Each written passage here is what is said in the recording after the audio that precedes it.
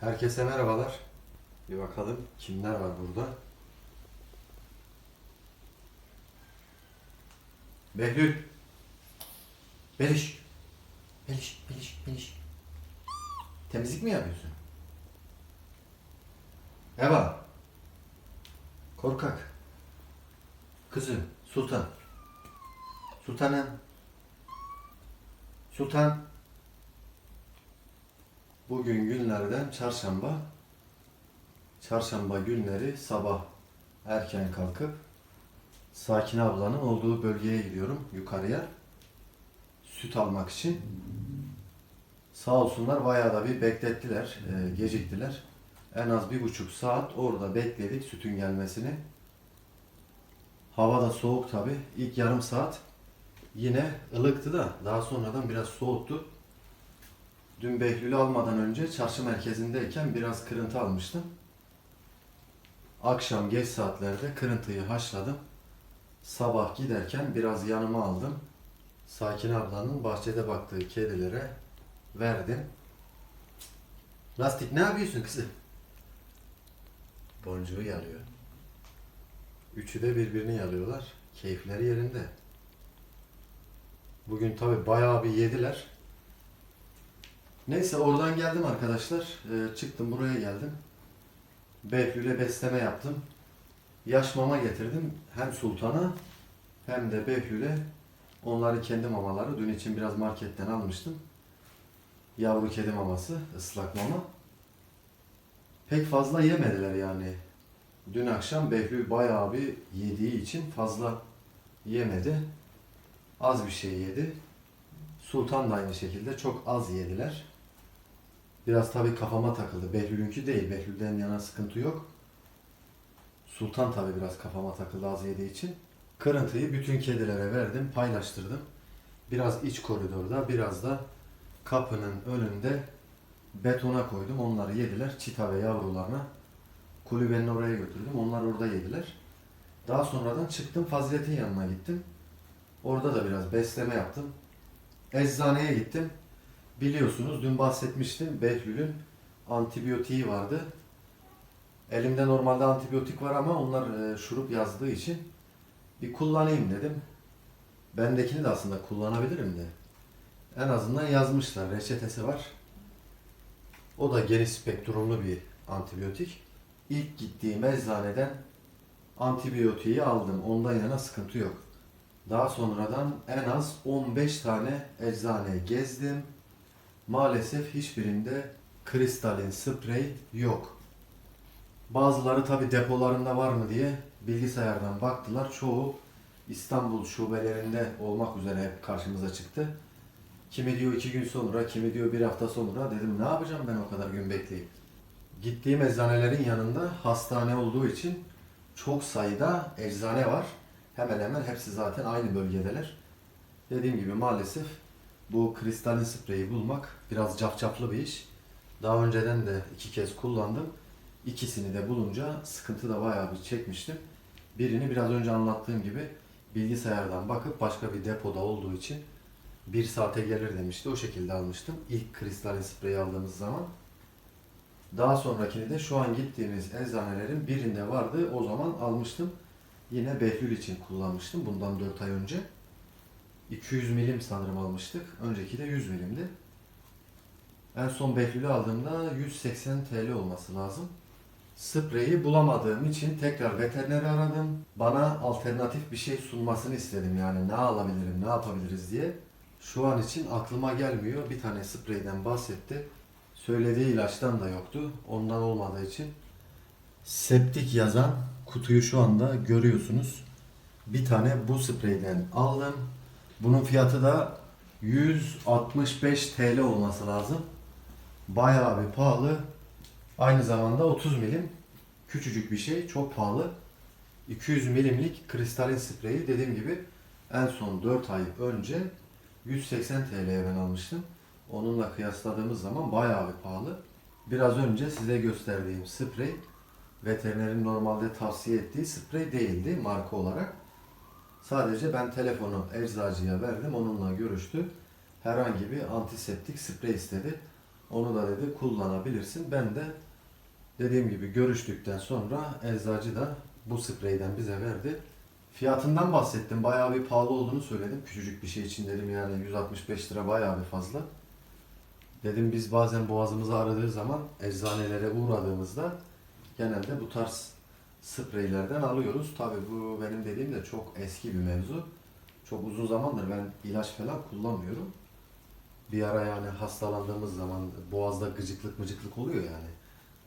Ayaküstü eczaneye uğruyorsunuz. Ne yapabilirim? Genelde bu spreyleri veriyorlar. Mutlaka birçoğunuz kullanmışsınızdır. Mecburen onu almak zorunda kaldık bulamadığımız için. Tabii diyor pahalı olmasının sebebi içinde antibiyotik madde barındırdığı için biraz pahalı diyor.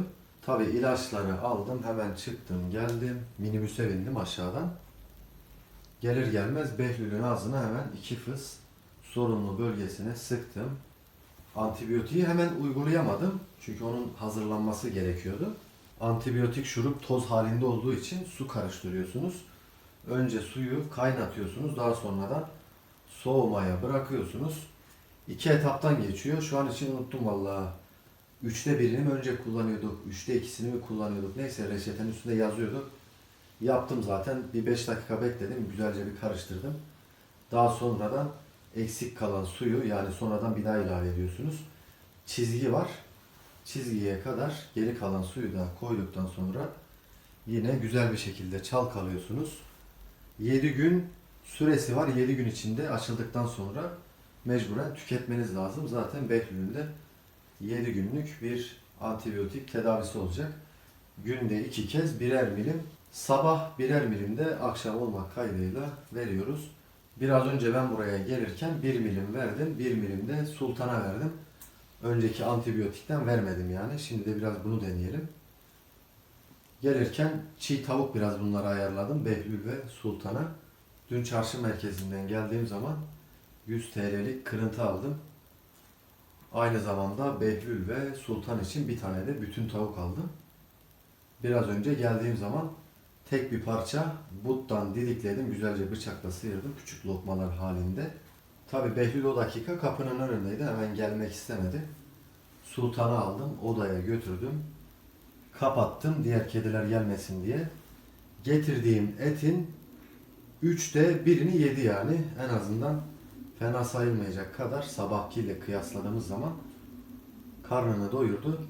Bir taraftan da tabii başını sevdim, okşadım. İlgi de çünkü çok önemli. Bu aşamada stresten ne kadar uzak kalırlarsa o kadar iyi çünkü. Sultan da dediğim gibi arkadaşlar kafamdaki kadar olmasa bile fena sayılmayacak kadar yedi. Hasta olduğu için, halsiz çünkü hayvan, biraz takatsiz. Zamana ihtiyacı var. Bu yüzden çok iyi yiyemiyor yani.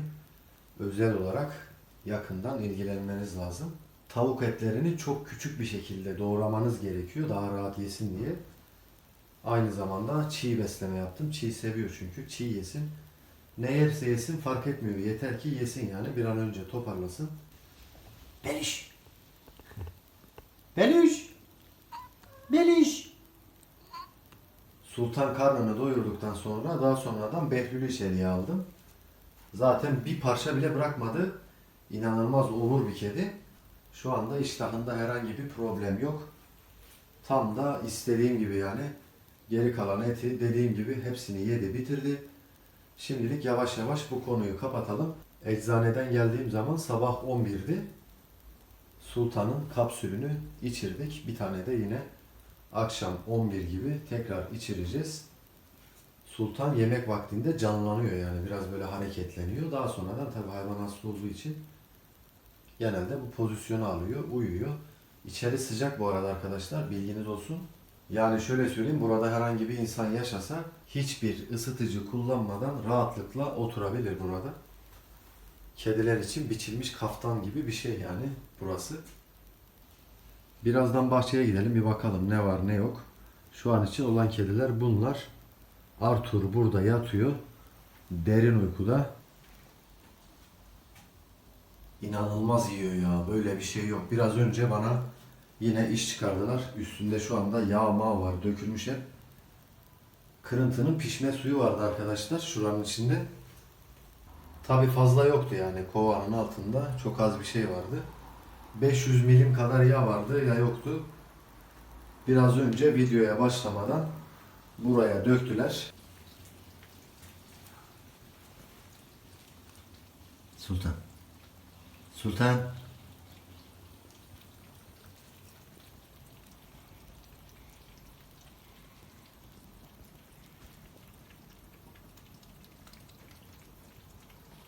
Ortalığı pislettiler. Yine bana bir ton iş çıkardılar. Ben zaten eczaneden geldiğim zaman buraları yıkadım, temizledim. Bir de bununla uğraştık yani. Tam video çekeceğim esnada yine temizlik yapmak zorunda kaldım. Edi son günlerde burayı keşfetmiş. Burada yatıyor Ediciğimiz. Sultan tuvaletini buraya yapıyor arkadaşlar. Biraz önce yıkadım yine. İdrarını yani yapıyor. Safinaz ve kızları da koltuğun üzerinde yatıyorlar. Zeyna, altındaki de Eva. Anneleri Safiş. Videoya ilk başladığımız zaman Eva oradaydı. Kaçmış buraya gelmiş. Biraz korkak. Kızım gel. Edi'nin annesi aşağıda bir yerlerde yatıyordu o otların arasında. Şurada bir kedi var. Bakalım kimmiş? Çakır. Koltuğun üzerinde güneşleniyor. Çakırcığım. Şu an gördüğünüz bu kırıntılar çita ve yavrularına ait. Geri kalanlar zaten yiyilecek durumda olmayanları bırakmışlar. Yavrular muhtemelen buranın içindeler. Şu an anneleriyle birlikte yatıyorlardır. Biraz önce çita buradaydı. Tekrar gözden kayboldu. Ya geziyordur ya da yavruların yanındadır. Sağlık durumları çok şükür şimdilik iyi. Yaramaz bir durum yok yani. Çakır. Çakırım. Şimdi burada insanlara bir şeyler anlattığım zaman biraz daha Türkçemizi düzgün telaffuz ederek size bir şeyler aktarmaya çalışıyorum. Normal şartlarda tabii kedilerle birebir konuştuğum zaman bu birçoğunuz için zaten geçerlidir. Birazcık daha farklı bir dil kullanıyoruz. İnanın size bir şeyler anlatmasam aslında sürekli o dili kullanacağım. Gönül isterdi ki kedilerle konuştuğumuz gibi size anlatım yapayım ama işitme engelli arkadaşlarımız, kardeşlerimiz de olacağı için altyazı takip edebilirler. Mecburen daha duraksayarak biraz daha tane tane konuşmak zorundayız. Çünkü başka türlü çeviri konuştuğunuzu anlamaz. Sürekli yanlış çevirir. Arkadaşlar burada artık videomuzu sonlandıracağım. Bıdığı merak eden varsa şu an dışarıda geziyor. Durumu iyi. Bazen Bahadır musallat oluyor. Biraz önce yine kovalıyordu. Bıdık ağacın üzerine çıkmıştı. Altında da bekliyordu, oturmuş. Ben daha sonradan buraya geldim. Onlar da ayrılmışlar. Ya çok ciddi bir şey olmuyor. Öyle Bahadır'a bakmayın yani. Ciddi ciddi saldırıp çok zarar vermez yani. Sadece gözdağı veriyor. Bugün yakışıklıya da yapıyordu mesela. Bu arada demeden o nerede? O da burada yok. Gelirken ona da bir şeyler vermiştim ben. O da gitmiş yani. Şu an için burada değil. Ariana yok. Ariana da buralarda dolaşıyordur. Geziniyor sürekli. Cingöz vardı. Cingöz nerede? Kapının önünde yemek mi yiyor? Biraz önce buradaydı. O da yeni geldi. Tavuk falan vardı. Kırıntı biliyorsunuz. Biraz önce bahsettim. Kaçırdı. Hiçbirini yiyemedi. Biraz kuru mama atıştırıp gitmiş belli ki. Videoları beğenip kanala destek olmak için abone olmayı unutmayalım arkadaşlar. Başka bir videoda görüşmek dileğiyle. Kendinize iyi bakın. Esen kalın.